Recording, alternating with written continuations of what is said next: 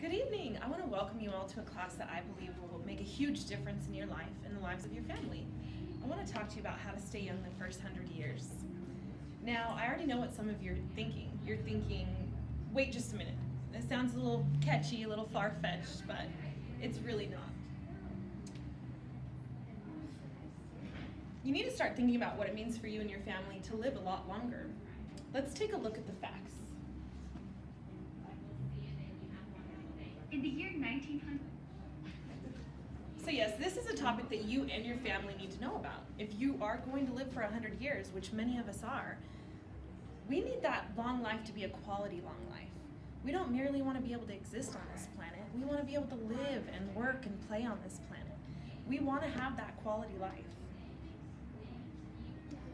So since we are all going to live a long time past 50, what happens to us after 50?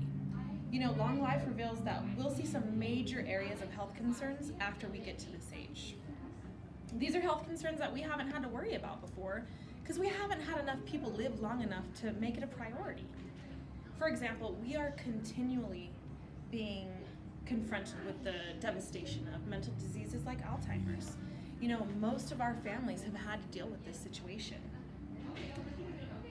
Now, but the disease didn't just start in the last 10 years. We're just seeing it a lot more now because people are actually living a lot longer.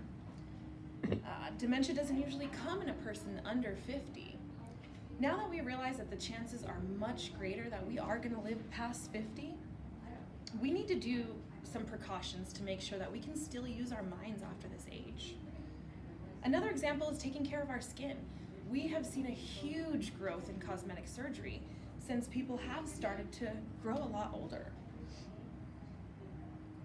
The biggest problem that we've seen with the increased lifespan is the increased problems with our musculoskeletal system. In other words, your mobility function.